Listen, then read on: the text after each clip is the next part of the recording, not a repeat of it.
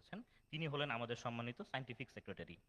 আমি সাদর আমন্ত্রণ জানাচ্ছি doctor AFM Tarek Bhuiyan sir, scientific secretary, Bangladesh society of critical care medicine.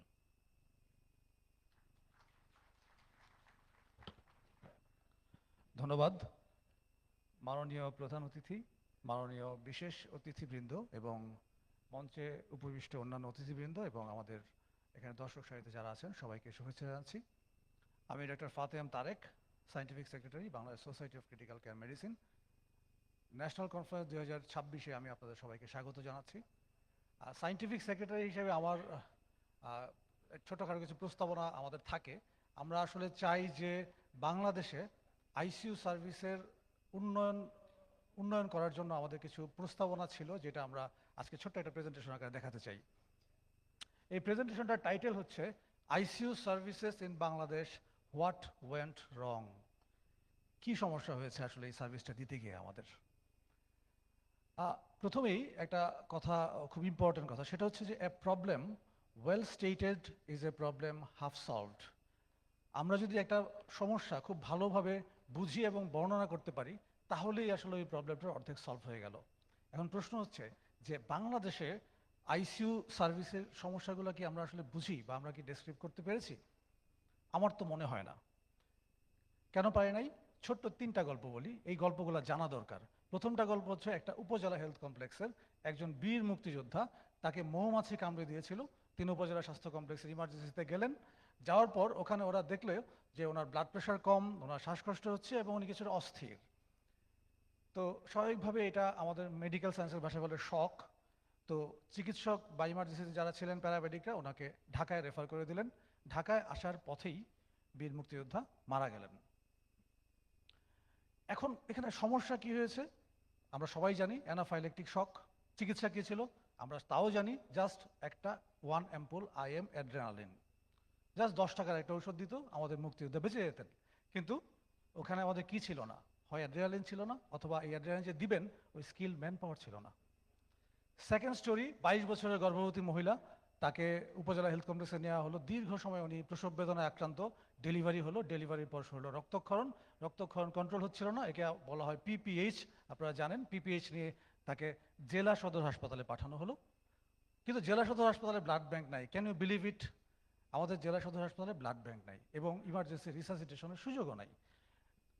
এবং আমাদের গর্ভবতী মা যে বাচ্চা ডেলিভারির কিছুক্ষণ পর উনি ওই জেলা সদর হাসপাতালেই মারা গেলেন। তৃতীয় স্টোরিটা, এবার মেডিকেল কলেজ। উপজেলা গেল, জেলা গেল, মেডিকেল কলেজ। মেডিকেল কলেজে 50 বছর বয়স্ক একজন ভদ্রলোক, ডায়াবেটিক হাইপারটেনসিভ, আসলেন। ওনার শ্বাসকষ্ট হচ্ছে এবং ওনার কয়েকদিন ধরে প্রস্রাব কমে গেল। তার ব্লাড টেস্টের রিপোর্ট যখন আসলো, দেখা যাচ্ছে যে ওনার অ্যাকিউট কিডনি ফেইলিয়ার সাথে সিভিয়ার অ্যাসিডোসিস। তার তখনই ডায়ালাইসিস লাগতো, কিন্তু তখন ওই মুহূর্তে ডায়ালাইসিস অ্যাভেলেবল ছিল না। এই রোগীও মারা গেলেন। তো এখন এখানে আমাদের প্রবলেম কি হলো? ওই মেডিকেল কলেজ হাসপাতালে আমাদের ডায়ালাইসিস মেশিন অ্যাভেলেবল ছিল না, আইসিইউ বেড ওই সময় রোগী পাননি, তাই মারা গেলেন। এই প্রত্যেকটা মৃত্যু কিন্তু প্রিভেন্টেবল, 100% প্রিভেন্টেবল। আমরা এই প্রিভেন্টেবল মৃত্যুগুলোই প্রিভেন্ট করতে চাই, এবং সেটা করতে গেলে আমাদের আসলে কি দরকার? আসলে আমাদের দরকার ম্যান মেশিনস অ্যান্ড মেকানিজমের একটা কম্বিনেশন। শুধু লোক দিয়ে হবে না, বড় বড় আইসিইউ কনসালটেন্ট দিয়ে হবে না, শুধু দামি দামি মেশিন দিয়ে হবে না, এবং ম্যানও আছে মেশিনও আছে কিন্তু তার কম্বিনেশন নাই, তাতেও হবে না। সো আমাদের ইনস্টিটিউশন তৈরি করতে হবে। আমাদের আইসিইউ সার্ভিসের জন্য বেসিক্যালি ইনস্টিটিউশন তৈরি করতে হবে, যেটা তৈরি করা হয়নি। বরং আমরা কি করেছি?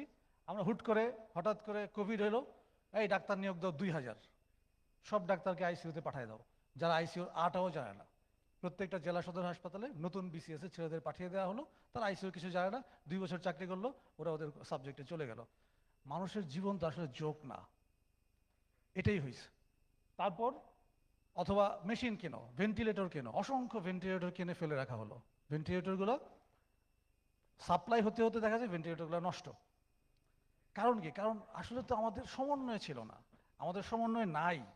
এটা হচ্ছে আমাদের আইসিইউর মূল প্রবলেম। তাহলে আমরা প্রবলেমটা হচ্ছে যে আমাদের আসলে আইসিইউ, স্ট্যান্ডার্ড আইসিইউ যে আমরা সার্ভিস দিতে চাই, তাহলে আমাদের মূল প্রবলেমটা আমাদের বুঝতে হবে। সেটা হচ্ছে যে আমাদের সবগুলা যে শর্ত, সবগুলা শর্ত একসাথে আমরা পূরণ করতে পারতেছি না।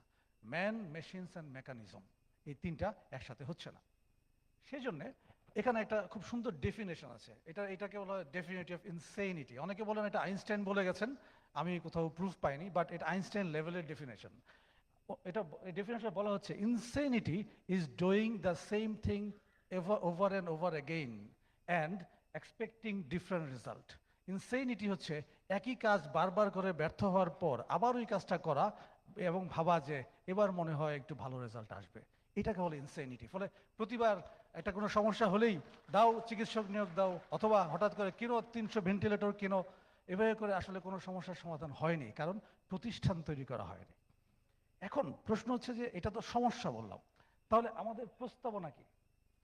এখানে হ্যাঁ, আমাদের প্রস্তাবনা হচ্ছে যে আসলে যদি আমরা বাংলাদেশের মানুষকে অন্তত জেলা পর্যায়ে যদি আইসিইউ বা জীবন রক্ষাকারী সার্ভিসটা দিতে চাই, তাহলে আমাদেরকে একটু ডিফারেন্টলি চিন্তা করতে হবে। আমরা যদি চিন্তা করি সব সার্ভিস সরকারি দিবে, সব সার্ভিস স্বাস্থ্য মন্ত্রণালয় দিবে, এটা আসলে হয় না। আমাদেরকে কিছু ইন্ডিপেন্ডেন্ট প্রতিষ্ঠান তৈরি করতে হবে। সেক্ষেত্রে আপনারা জানেন যে এনএইচএস এর আদলে কিংবা খুব কমন সেন্সের আদলেই হোক, যে আমাদের একটা আসলে ট্রাস্টের মতো বিল্ড করতে হবে, ট্রাস্ট অথবা ফাউন্ডেশন। প্রত্যেকটা জেলায় একটা সেন্ট্রাল ট্রাস্ট তৈরি হবে, আইসিইউ ট্রাস্ট বা আইসিইউ ফাউন্ডেশন। প্রত্যেকটা জেলায় 20 বেডের আইসিইউগুলো ওই ট্রাস্ট থেকে রান করবে। ওই ট্রাস্টটা হতে হবে ফিনান্সিয়ালি এবং technically independent from bureaucracy. That's very important. এখন এই ট্রাস্টেই সিদ্ধান্ত নেবে যে কোথায় কি মেশিন লাগবে, কোথায় কি ম্যান পাওয়ার লাগবে, ল্যাবরেটরি ফ্যাসিলিটিস কি হবে। এটা আসলে ইন্ডিপেন্ডেন্ট প্রতিষ্ঠান করলে অনেক কিছুই সম্ভব, যেটা আসলে সেন্ট্রালাইজ ফেডারেল একটা মন্ত্রণালয় দিয়ে আসলে এই সার্ভিসটা এত ফাইন সার্ভিস দেওয়া সম্ভব হয় না। তো আমি সরাসরি যেটা চলে যাই সেটা হচ্ছে যে সবার শেষে, আমি খুব লম্বা করব না, সবার শেষের যে কথাটা এটা হচ্ছে আমাদের এই 20 বেডের আইসিইউ যদি তৈরি করতে চাই প্রত্যেকটা জেলায়, তাহলে জেলা সদর হাসপাতালে আমরা 20 বেডের আইসিইউ তৈরি করতে গেলে আমাদের 120 জন ম্যান পাওয়ার লাগে। 120 জন কিন্তু সবাই ডাক্তার না, খুব অল্প সংখ্যক চিকিৎসক, specialist, resident medical officer, microbiologist, biomedical engineer, pharmacist, nurses, physiotherapist. এখন কিন্তু অল্প 2-3টা ম্যান পাওয়ার থাকে সরকারি হাসপাতালের আইসিইউগুলোতে, হয় স্পেশালিস্ট আছে, 2-3 জন নার্স আছে, আর কেউ নেই। কিন্তু আপনি আইসিইউ দিতে গেলে তো ডাক্তার যেহেতু ইম্পর্টেন্ট, অনেক সময় নার্সের চেয়ে অনেক সময় ইম্পর্টেন্ট থেরাপিস্ট। ওদের নাই কেন? কারণ হচ্ছে একটা সেন্ট্রালাইজ ডিসিশন। এখানে আসলে মানে আমরা মন্ত্রণালয়ে ঘুরতে ঘুরতে যদি কোনো মতে 2টা পোস্ট ক্রিয়েট করতে পারি হলো, না হলে হয় নাই। তো আমাদের তো আসলে এখন পর্যন্ত প্রত্যেকটা মেডিকেল কলেজের আইসিইউতে পোস্টই নাই, কে ওই আইসিইউতে কাজ করবে আমরা জানিই না। সো আমার প্রস্তাবনা অ্যাজ এ সায়েন্টিফিক সেক্রেটারি, যে থিঙ্ক ডিফারেন্টলি। আমাদের মনে হয় যে আইসিইউ এটা খুব খুব জরুরি, এটা এর চেয়ে জরুরি আর কোনো সেবা হয় না পৃথিবীতে। ট্রাস্ট অন মি, হয় না, সম্ভব না।